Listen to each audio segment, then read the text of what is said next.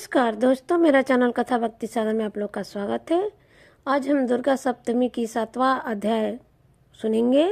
ऋषि बोले, तब आज्ञा पाते ही चंड मुंड आदि दैत्य आयुधों से सुसज्जित होकर चतुरंगिनी सेना के साथ चल पड़े। वहां पहुंचकर उन्होंने देखा कि हिमालय की ऊंची स्वर्ण की चोटी पर सिंह पर देवी बैठी हुई है और मंद मंद हंस रही है। इस प्रकार उसे देखकर पकड़ने की चेष्टा करने लगे। किसी ने धनुष चढ़ा दिया, किसी ने तलवार संभाल ली एवं कितने ही देवी जी के पास पहुंच गए। तब अंबिका जी उन शत्रुओं के प्रति क्रोध में आ गई।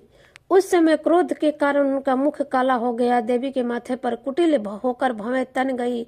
तब तो भयानक मुख वाली काली देवी तलवार तथा पासा लिए प्रकट हो गई। उन्हें अद्भुत सा खड्वाग धारण किया हुआ था, नरमुंडों की माला सुशोभित थी, चीते के चर्म की साड़ी पहने हुई थी, शरीर का मांस सूखा दिखाई देता था, अत्यंत भयानक रूप था, मुख को खोल रहा था, ललपती हुई जिह्वा और भी भयानक थी, धसी हुई लाल आंखें थी, गर्जना से सभी दिशाओं को भर दिया था। तब तो वह बड़े वेग से दैत्य सेना पर टूट पड़ी, बड़े बड़े असुरों को मारती हुई उनका भक्षण करने लगी। तब सर्व रक्षकों को, अंकुशधारियों को, महावत तथा योद्धाओं को घंटों के साथ कितने हाथियों को एक ही हाथ से पकड़ते मुंह में डालने लगी। वैसे ही घोड़ों के साथ रथों एवं सारथियों को मुंह में डाल डालकर अत्यंत भयानक रूप से दांतों से उन्हें चबाती जाती थी। किसी के केस पकड़ लेती तो किसी के गर्दन दबा डालती, किसी को पैरों से दबोच लेती तो किसी को छाती से धकेल कर मार गिराती। असुरों के द्वारा छोड़े हुए अस्त्र शस्त्रों को मुंह से पकड़ती जाती और दांतों में पीसती जाती। काली जी ने इस प्रकार बलवान दुरात्मा असुरों की वह सेना कुचल डाली, कितने ही असुरों को मार दिया। उन देवी को कुछ एक तलवार से काट कर गिरा दिया, कुछ एक खड्ग से पीट दिए और कुछ एक दांतों से कुचल दिए। क्षण भर में राक्षसों की वह सारी सेना मारपीट कर गिरा दिया। यह देख चंड का उस भयानक काली की ओर दौड़ा। इधर महाअसुर मुंड ने भी महाभयंकर वाणों की वर्षा से एवं सहस्त्रों से चलाते हुए चक्रों के द्वारा उस भयानक आंखों वाली देवी को ढांप दिया।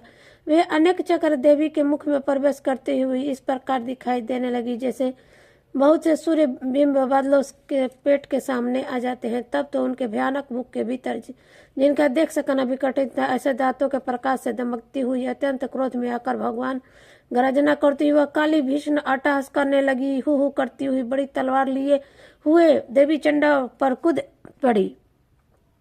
उसे बालों से पकड़कर उसी तलवार से झट चंड का सिर काट दिया। तब चंड को इस प्रकार मारा देखकर मुंड देवी की ओर दौड़ा। कुपित काली ने तलवार से मारकर पृथ्वी पर मुंड को भी गिरा दिया। महाकाली मुंड को मरा हुआ देखकर सेना का नाश देखकर से सेना विभ्रमित होकर इधर उधर भाग गया। अत्यंत काली जी ने चंड तथा मुंड के सिर हाथ में लिया और फिर भयानक अट्टहास करते हुए चंडिका के पास पहुंच गई।